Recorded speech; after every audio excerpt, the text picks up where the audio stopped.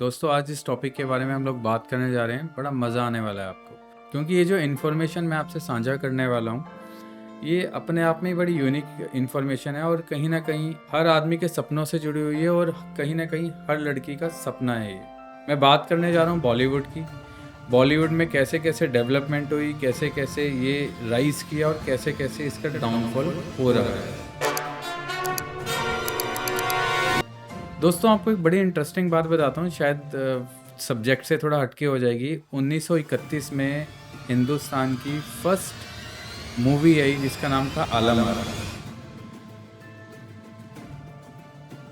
दोस्तों आलम आरा के लेखक थे डेविड जोसेफ, जो इसके मुख्य भूमिकाओं में थे वो थे एक्टर पृथ्वीराज कपूर। ये थी हिंदुस्तान की फर्स्ट कमर्शियल मूवी।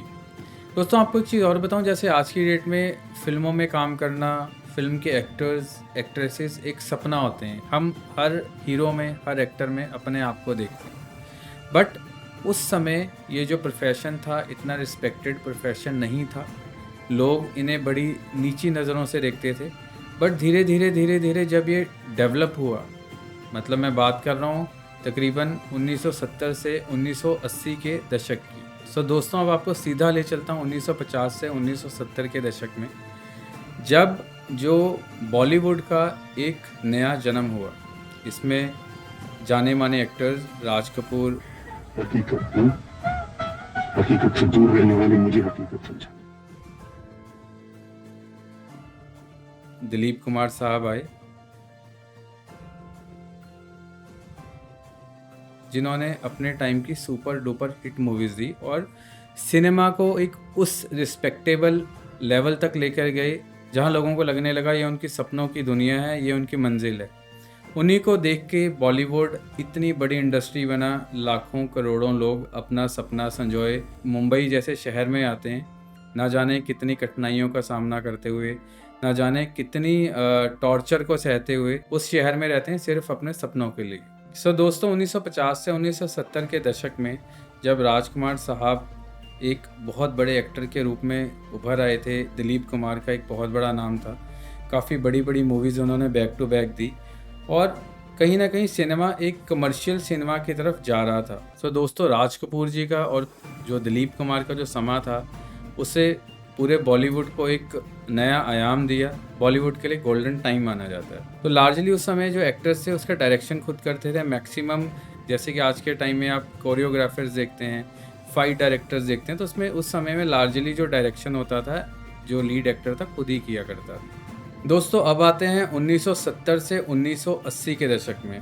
अब यहाँ पे सिनेमा को एक नया आयाम मिलने वाला था, जिसमें जो एक्टर्स आए वो थे अमिताभ बच्चन, धर्मेंद्र, विनोद खन्ना, इस टाइप के बड़े नाम, जिन्होंने पूरी की पूरी इंडस्ट्री को हिला के रख दिया, जिन्होंने एक अलग ट्रेंड सेट किया, चाहे वो हेयर स्टाइल को लेके हो, चाहे वो बियर्ड को लेके हो, चाहे कपड़ों को लेके हो। मतलब कि ये वैसा समय था जिसमें लोगों ने राजेश खन्ना के हेयर कट को कॉपी करना शुरू कर दिया।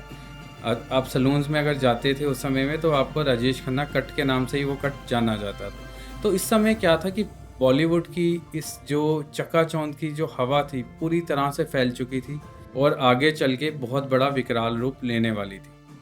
अब दोस्तों इस समय में ही जो एक्टर्स को समझ आना शुरू हुई, इसमें एक कमर्शियल फीस रखी जाने लगी एक्टर की और धीरे धीरे लोगों को मार्केटिंग का, सेल एंड परचेज का पता लगना शुरू हुआ। बॉलीवुड का पूरी तरह से पंख पसारने का समय आ गया था। ये समय था 1990 से 2010 तक का।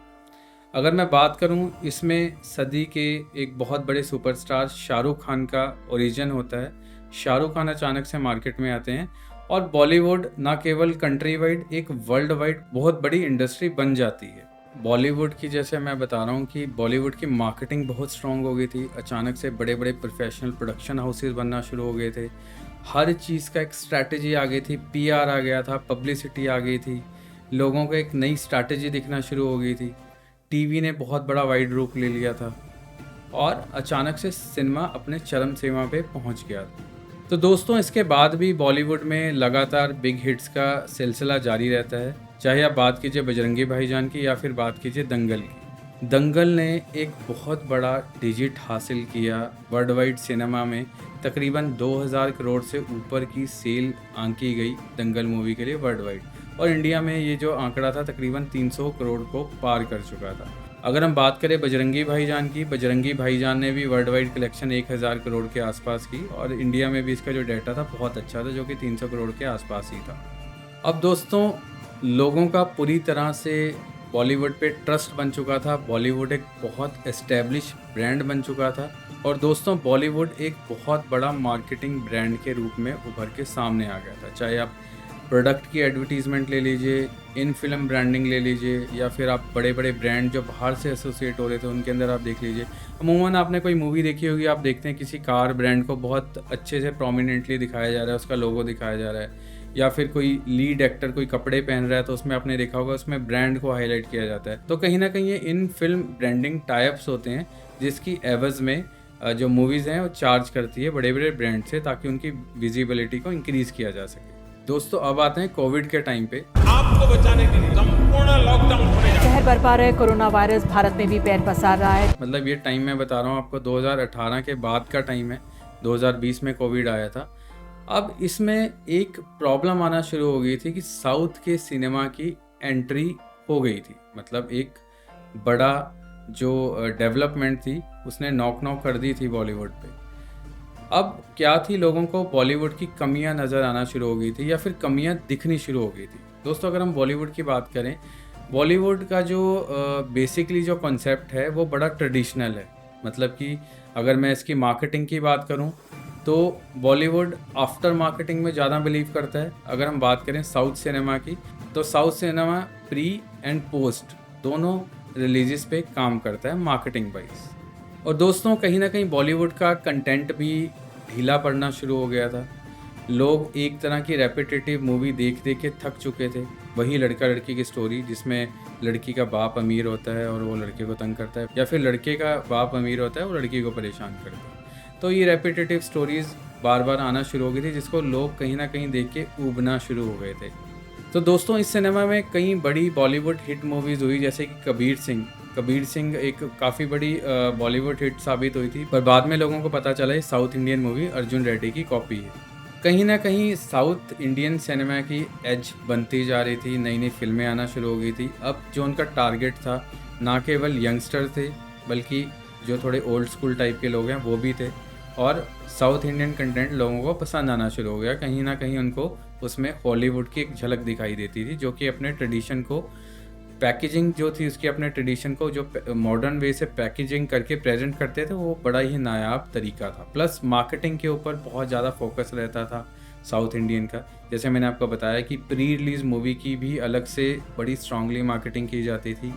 During the launch and after the launch movie की एक प्रॉपर स्ट्रैटेजी से बड़े बजट के साथ प्लानिंग की जाती थी। दूसरी तरफ बॉलीवुड का जो मैक्सिमम बजट था, मैक्सिमम बजट से मेरा मतलब है 50 से 60% जो बजट है वो एक्टर्स की, बड़े बड़े एक्ट्रेसेस की फ़ीस में चले जाता था। उसके बाद प्रोडक्शन की कॉस्ट पे इसका काफ़ी इफेक्ट दिखाई देता था। प्रोडक्शन की कॉस्ट पे भी काफ़ी लंबा चौड़ा खर्च आ जाता था, बिकॉज एक्टर्स हैं, वैनिटी वैन और उनके जो भी टेंट्रम्स रहते होंगे, कहीं ना कहीं वो प्रोड्यूसर पे भारी पड़ते होंगे, जिसका असर हम लोग प्रोडक्शन पे देखते हैं। और इसके बाद जब आती है स्क्रीन की बारी, स्क्रीन पे दिखने की बारी, तो वहाँ पे भी वो बचा कुचा बजट कुछ खास कमाल नहीं कर पाता।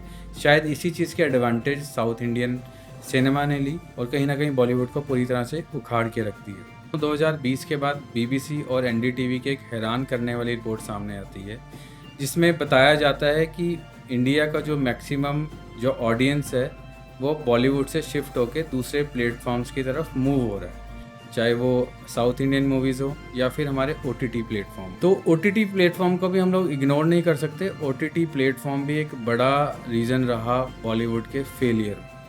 सो दोस्तों, अब जो बॉलीवुड की एक बड़ी ऑडियंस थी धीरे धीरे पीछे हटना शुरू हो गई थी, जिसका रिजल्ट हम लोग 2022 में देखते हैं। लाल सिंह चड्ढा, जो कि एक बड़े बजट वाली मूवी थी, जिसमें आमिर खान, जो कि एक one of the best actor माने जाते हैं बॉलीवुड के, वो इस मूवी में मुख्य भूमिका में होते हैं।